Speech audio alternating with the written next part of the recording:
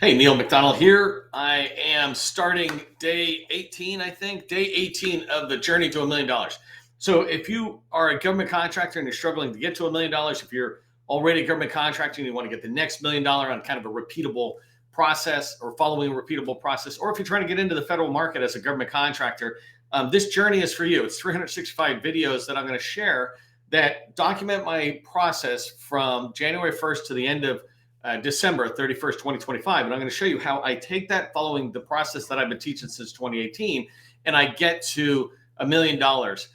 If this is your first video, go watch the other ones, binge watch the rest. I've recapped a couple of times, but I think I might stop doing that because for a lot of people who have binge watched, I'm just wasting their time recapping. You should go back and follow it step by step so you can learn with me if that's what you want to do, right? Or if you just don't have anything else on Netflix to watch. If you don't know who I am, my name is 𝗟𝗶𝗸𝗃𝗀𝗃. I am the president of the GovCon Chamber of Commerce. I am co-founder of GovCon in a Box, and I'm an experienced business owner. I spent 20 years after I got out of the Army as a government contractor, a small business owner. And since 2018, I've been teaching people that government contracting is not a secret. It's just a process. When you follow process A to Z, you're going to have repeatable and predictable results. That's what I want from people. This video series, if you will, I don't know if it's a vlog. I'm still trying to figure out those terms, but it doesn't really matter. I'm an expert at what I do and less so on the YouTube-y stuff. But the whole point, you can tell I'm old when I go YouTube-y. Anyways, the whole point though is I've been teaching what you need to do, and I show you in great detail how to do it. Now I'm putting my, I'm walking the talk, if you will. I'm eating my own dog food. I'm going to show you step by step me actually building this company with me in the background hiding. I'm not going to use any of my connections or other stuff. The company I'm starting is called 𝗟𝗟𝗃𝗀𝗃𝗃. I already started it a couple of days ago. Go watch. But I started 𝗟𝗟𝗃𝗀𝗃 so that my wife's name is Nancy, so that we could build this in the background. She's got like a horrible LinkedIn account. She's got no presence, no network in the GovCon world anymore because she's been doing other things pretty much for the last 20 years. So it's perfect because she's most like you. And I'll show how I do this stuff in the background. I might even try to team up with some people who've got low presence and visibility and have them kind of team with me. I'll give them some of the work, but get them to do the calls just so I can show you it's not even based on my experience. The one thing that I can't get rid of is the idea I chose is based on my experience, which gets me to today's video. Today, I'm going to do a little Ask Me Anything because I've been seeing some questions in the comments, and this is really important for me to answer some questions that help clarify a little bit of the previous 17 days. Also, I've been shoving snow and ice in preparation of the next storm, and this is Ask Me Anything's a little good break. But let me pull up my slides because I wrote them down this time to be a lot more focused and in no particular order. One of the things that somebody asked me about, I'm looking at the wrong slide, is how to pick what to sell if I don't know what I'm doing. And so I want to pick that apart for a second. I knew pretty quickly in day 1 and 2, I wanted to do something to do with communication and outreach because I'm on YouTube, I'm on LinkedIn. This is my world. And I'm thinking I could sell that to the federal government. That's how I chose it. You can go watch the details. And so how I would answer this for you is you really have to, first off, you have to be okay picking the wrong thing and changing your mind later. That's totally cool. The key is you niche down in the wrong area. I want you to get good at niching down. Even if it's in the wrong area, that's okay. You can change your mind later. But follow these steps. There's 3, and try to answer, if you're struggling with this, try to answer these questions as I go along. There's 3 main, well, I guess you're only going to be able to answer 1, and I'll show you in a minute why. But there's 3 main things the government buys. They buy manufacturing, construction, and service. Manufacturing is basically they buy parts. So they might buy a computer all built, or they'll buy a bolt, or they'll buy some machining of the bolts and things like that. So think about manufacturing. Generally, we're reselling somebody else's stuff, paper or computers, pens, all that kind of stuff, right? Cars, anything that is already pretty much built, we're selling it again. That's called manufacturing. And I don't mean to use that term in any special way. There's just a field that says, is this manufacturing, research and development, construction, or services, right? And I left out research and development because I believe we do research and development across all 3 categories. So manufacturing, does that feel for you? Do you feel like you want to resell Dell computers at 1% profit margin or whatever it is, right? Or, I mean, do you feel like you want to resell Otis elevators, out there? If that's the thing that you go, oh, that excites me, then that's the path I'm going to tell you to go down in a second. The second one is, are you in the construction world, building roads, building buildings, building whatever else you build, like plumbing and anything to do pretty much with our hands? I would put into the construction world, right? That's a huge spend within the government, but it is not in my world. Yeah, I'll go downstairs and refinish my basement and take 10 years to do it, but I'm not going to be able to get a contract with the government. And so the construction, it's not for me. Is it for you? I was talking with somebody, and I'll come to services in a second. I was talking to somebody in the comments, and they were saying, and I put this kind of same questions to them, and I said, and they wrote back, and they said, well, I've done HVAC, and I've done some other like electrical stuff, and I've done this. But I was listening to that, and I got the feeling they've been doing HVAC for the last few years. I think it was the last 15 years. And so my question back to them was, well, do you like doing that? I mean, if you like doing that, just keep doing that with the government, because that's what you're good at. Might as well start with what you're good at. You can always evolve your business anywhere, but really your goal is to get some revenue and get in the government, start learning the game, blah, blah, blah. Anyways, construction, is that you? The next one is services. So services, for the most part, these are professional services and IT services, right? So you can think of knowledge workers. Sometimes they call it the difference between a blue collar and a white collar worker. So blue collar might be working on a car or building buildings and things like that, roads. And white collar is more knowledge worker type stuff. So, are you into computers? Are you into HR or talent acquisition staffing? Are you into training services, right? All these type of things that are in there. When I talk about services, do you feel like you provide more some sort of service to your customers? If you were going to have federal customers, do you feel like you do something in construction, or do you feel like you want to, for the most part, resell already built products? When you think about those, you want to niche down. So this guy was talking about the HVAC guy that if I just use that, for example, and sorry, I can't remember his name, but read the comments. But in there, he said a couple of things with HVAC. I'm doing HVAC and then something else. But I went, well, you said HVAC. And I know, I'm not in this business, but I know there are a ton of opportunities and a ton of spend around HVAC, because HVAC is basically heating and air conditioning. Every single building in the entire federal government has something to do with that. And every single campus, if you think about a VA campus with many buildings, all of them have their own HVAC problem. You can build a $100 million business in the federal government in that space if you niche down and focus on it and build it. And I've done a ton of training on this where I've talked about where I have friends, a $100 million company doing one thing in one area, and they're just known to be the best. That takes time, right? 20 years for them to be at that level. But if you're building a business, you start from the beginning by focusing on what you do. All right. So one way to look at what do I buy is what I just described. Another way to think about, what do I sell? Another way to think about what do I sell is to look at the common goods that every federal agency buys. And I apologize, I'm not going to bring it up and find it, but there are 10 common goods the entire government buys. An example are IT services, professional services. So that's think training or something, human capital. You've got medical, you've got lodging, you've got construction and facility management. There's 10 of them. Can't remember what they are, but think about it like any company out there. It's the common things they buy. If you're struggling with what to sell, stay within the common goods. If you've got some prototypes and other stuff, then explore the 9 extra goods that are bought by the government specific to DoD. They have 9 extra ones, but let's leave them out. Ping me if you need to know what those are. But for 99% of us, we need to start in the 10 common goods. So just type in GSA 10 common goods into Google, and you'll see that. You can find my post. I've done a really good article and kind of define them. And inside the common goods, though, I want you to pick one.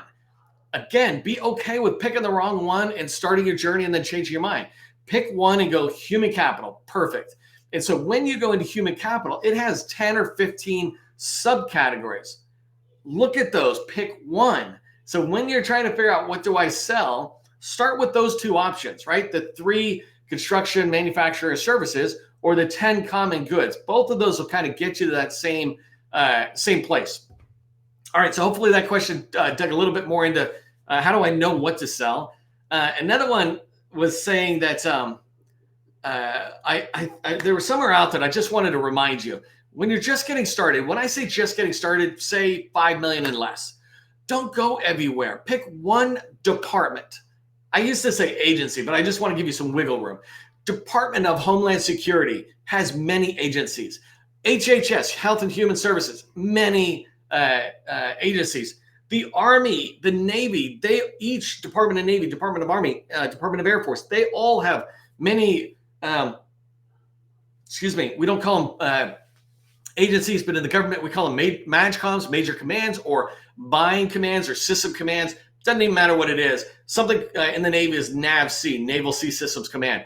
That's as big as many agencies, like if you think about FEMA or Coast Guard or any of these other ones. So they have a huge spend. But the idea is get into one department, not more than two. And if you do that and focus, I guarantee you it's going to be easier to get to 1 million, easier to get to 5 million, easier to get to 10 million. The reason is because you will build relationships that all know each other. And this person introduces you to this one and to these three, and it goes on and on, right? I just got invited to a DoD event next week down in DC. If you're there, it's one of the rare times I'm out in public. It's in DC. Watch my LinkedIn and I'll post something about it. But anyways, my point is, it's a networking event. It's fairly inexpensive to go down there, but you're able to meet people from the Army. But when you meet people from the Army, you're also meeting large and small businesses. And now you can start trying to have meetings with those people. You start having opportunities. You start winning contracts. And these contracts allow you to get bigger and bigger contracts within a particular customer base. When you go to another department, now you have to reestablish your relationships and the trust over there. All right, last one I think I want to do on Ask Me Anything. Oh, really quickly, I wanted to talk about, there's four numbers that you should pay attention to in business. When you're creating a government contracting business in particular, you have a Social Security number. That's my personal tax ID, Social Security number, right? Everybody with a green card or whatever I am, right, has a Social Security number. So you need a Social Security number for the individual. You need a company's Social Security number or tax ID, which is called an EIN. So EIN, Social Security number, both of them are the same. One is for the individual, one is for the entity identification number, right? Both of those are sensitive. Don't share them with anybody, ever. Don't put them on anything. The next two numbers are UEI, and the unique entity identifier is what it stands for, but who cares? It's the UEI and the cage code. UEI is broadly used by the entire federal government buying pool, and the cage code, even though everybody kind of tracks on it, it's for DoD. It comes out of DoD. The point is, those two numbers are designed to mask your EIN, your company's Social Security number. And so feel free to put those everywhere. That's the whole point of those numbers. Put them on your capability statement, on your deck, on your website, on your business card. I don't like business cards. I don't use them anymore. But if I did, they'd be right there on the front at the bottom. Not my address, my cage code and my UEI, making it easy for a federal buyer to go, oh, there's your UEI. Let me go find you in SAM or an FPDS or USA Spending or CPARS or any of the other tools that they use. That number is a unique identifier of your company. Okay, last Ask Me Anything question. Somebody had fun asking me this question in the comments about previously, if you haven't watched the previous one where I picked the pricing, and I said, basically I said I'm going to charge $120,000 per federal agency customer. Really what I said was 60 to 120. 120 is really what I want, and the lowest I'm going to go with them is 60. And they were asking me, how did I come up with that number, and how can you come up with your number? So I'm going to first talk about how I came up with the number, and the second thing is I'll give you some tips on how you can come up with your own pricing, etc., which is a very loaded answer since I don't know what you sell and it's so broad. There's so many factors, but I can still give you really good guidance on how to proceed.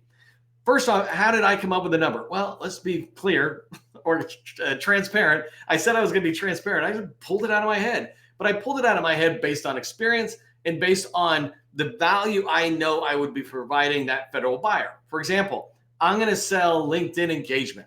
If I help you get LinkedIn engagement, I can double the amount of small businesses that are participating on the federal opportunities. I give the federal buyer a chance to see more sellers and maybe find more qualified sellers, because I've always said the biggest problem is buyers and sellers, they just don't see each other. They're missing each other. It's not that either one, doesn't like the other. They need to work together. They want to work together, but they're not visible. And so I take care of that part. That's what I'm planning on selling. The other thing is, so I'm looking at the value. The other thing I look at is how long would it take me to deliver the quality service? And so $60,000 would basically be a $5,000 a month retainer. I'm already looking at this going, I'm not doing hourly. Any customer that wants me to do hourly can forget about it. I'm not doing that. It's to their advantage, not to my advantage. It's my job to maximize my profit. You have to be careful in the government because there's some limits. And so what I need to do is convince them that this type of contract called a fixed price contract is ideal for them. And my goal is to deliver them a ton of value that they'll not even doubt the price. But for me, because it's fixed price, I don't have to show my hours or any of that other stuff. And my team or me, at the moment, we can do in 1 hour what a lot of people take 40 hours to do. And they won't understand that. So anyways, I chose 60 and 120K because it's 5 or 10K. Obviously, I kind of chose the 120K because I'm like, well, I only need 9 customers to get to $1 million. And I've shown you can get to $1 million. So if I can do that with 9 customers instead of 18 customers, that's better, or even less. So the other thing too is I just happen to know this, but if I looked around the industry for people maybe doing this in the commercial sector, they're charging somewhere between $5,000 and $20,000 for branding and other things to help commercial customers. So it's not going to be a hard sell. I also know the government struggles to reach out and do things. So I looked at that and I said, that's a fair thing for me to do. And I'm going to keep my hourly cost at a decent level internally. I won't tell the government that, but internally we will manage that $5,000 a month by hourly. So that's how I picked that price. Is I thought that was a good price point for what I was going to offer. You have to be careful with what you're doing in there. I went in. I'll tell you a quick story, and if you watch the video, you'll be able to get this story. But I remember the time two lessons that really helped me master the value of my own time and to charge more. First off, the first time was, it had to be close to 20 years ago. My older brother and I were talking because I had started my business. I was going to go off, and I had some lawyers who were potentially a customer, and I was trying to figure out what price do I charge. And I was thinking about, I don't know, $50, $100 an hour. He goes, what are you doing? He says, those lawyers charge $400, $1,000 an hour to somebody else. You're providing your expertise and they provide their expertise. How is their expertise any more important than yours? In fact, your expertise protects their data and helps them win more business, kind of thing. And by saying that, now I didn't go staggeringly high, but I did go from like $75 in my head to 150 when I talked to them, and it was not a problem. I'll give you another one. It's a real example from the very first customer of my last company. And it wasn't commercial, it wasn't federal, it was nonprofit. And I remember going in there, and I was going with a colleague. We're riding there. We'd been thinking about the price, and he had the relationship. So I was coming in, and I said, we were like, I think we're good at 10K. Like, that's a good thing. We can do this little teeny piece of work for 10K. And you know what it's like if you just start a business. You know exactly what I'm talking. 10K, that sounds like a lot. It's like we got a contract. Anyways, long story short, we're going there. We had been talking. We're coming all the way up to 10K. We're pretty excited about it. But I'm a sales guy, and I just been doing this for a long time. 30 years plus sales, not like some random stuff, but just building my skill on sales. I haven't been building my skills on painting. I don't know how to paint, right? I actually don't even know how to do some stuff that other people do, like I said, with construction. But the things I'm good at, I get better and better at. It's not like I have a talent, it's a skill. So anyways, we're going in and having a meeting. The people are super nice, right? But we know that there might be a thing about the money. And so so instead of like talking about pricing or anything, we start telling them about what we can do for that 10K, but we don't say the 10K. And then I weave in stories because we happen to actually already work with Booz Allen. So it's a little bit out of context, but this is our first real brand new sale. We didn't know anybody. Booz Allen, we had relationships with. But anyways, so we started telling what we're doing at Booz Allen. We're doing all similar type stuff. And that's about a $5 million a year budget that we're doing. And I slide that out. And I come back and I keep talking. And we've got these many people on, kind of thing. And then she's like, I love that. That's exactly what I want. And it says something like, she's like, but I can't afford $5 million or anything close to that. And I looked at her and I said, no. For you, we just really made it efficient. It's $25,000 for you.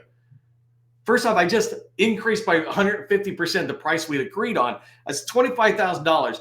She didn't even blink an eye. She said, where do I sign up? You know, she was kind of kidding, but I just slid my notes around. I said, sign right here. She didn't, right? It took a few more days. But the point is, she got massive value from what we were going to do. And she really did, because we learned and perfected everything at $1 billion company and brought it to a nonprofit. It seems like we did really high on our pricing, because I went from 10 to 25, but it wasn't like I raised the price on her. I raised the price on me. I said, let me go higher. And so this comes back to, how do you choose your own prices? You've got to understand what you sell. Some simple ways. If I was doing work right now in what you sell, how much would you pay me per hour, or how much would you pay me a year? So an example is, let's say I do help desk services, right? You would pay me, I don't know, $50,000 to $70,000 or something. I use very easy math, and I take that amount of money and I cut it in half. So if you're going to pay me $70,000 a year, I cut it in half, and it's $35 an hour, basically. And so that's how I can kind of look at it. So if I was working a job and I'm trying to start a company, that's where I start. One tip. Another tip. If you're in the services business, go to GSA.gov. GSA or GSA Advantage, right? And you can find all sorts of training where I tell you how to do this. So go watch my training in YouTube or LinkedIn. I have all sorts of guidance. But go into GSA, and there's a couple of different ways you can see what everybody else is charging. One of my favorite, though, is if I say I'm going to do IT services, I'll go type this into Google. If you do IT services, you might even throw help desk, GSA schedule. So GSA space schedule. If you do that, all these results will come up from all these companies who sell what you sell. You can look at their prices. You cannot see a contract they won and how much and which people they did. You can see a total price. But this gives you a way to see hourly rates. There's also another tool called Calc, C-A-L-C, and then GSA. So put in GSA Calc into Google, and you'll see a tool come up. You can go to my training. I got a ton of training on that. Just type Calc and GSA, and you'll have a video where I walk you through. These are ways to see hourly rate type comparisons of what should I charge, and you can figure out what's fair in the federal market. What you want to do is look at 10 or 20 of these type of people, these companies, so you get a good balance, and don't just go right to Booz Allen, like $1 billion company, because they charge more, way more than a small would get away with. And then the last thing is, one of the ways you could try to figure out what you charge, and don't overthink this, because, and maybe I pause on this last tip. Don't overthink this. If you determine you're going to do HVAC services, let's just use that guy. If you're going to do HVAC services, go into FPDS, like I taught you on day 3 or 4. Go into FPDS and find companies that have won, small businesses that have won contracts doing HVAC, right? HVAC, HVAC. Go find those companies, get like 25 of them, find their phone number, the name of the owner, their phone number, and their email. Reach out to them and say, I'm just starting an HVAC company in the government contracting space. Could I get 15 minutes of your time to pick your brain? You call 10 people, 8 of them will say no or won't get back, and 2 will. You call 20, you got 4 people. Now you get mentors who are selling what you sell. That's a great way to begin to figure out your pricing. So, all right, we're getting close to 25 minutes. I just want to give you a heads up on what I'm going to work on. So as we're tracking me go through the process, I will give you a heads up that I did finish up with the company, the LLC. I got notification back saying, hey, it's all good. Sign these documents. So I signed the documents. I don't need to show you that part, but it's a couple of emails traded and other stuff. It was all, feel like it was all AI generated. So I signed that. It's off to the IRS. They're getting me the company stood, all that stuff, right? All basic. And so the next thing I'm going to be working on, and I had one other thing I just share if you're tracking on this, is I put an idea in.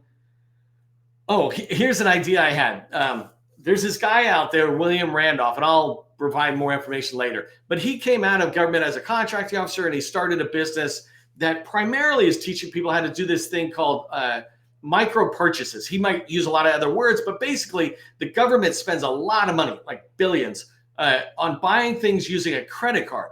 And when I remembered him, I was like, oh, you know what? Like, I haven't really engaged much with him. We're polite on LinkedIn and stuff, but I've never really engaged because I play at the really at the $1 million plus level, in $50 million, $100 million level or something.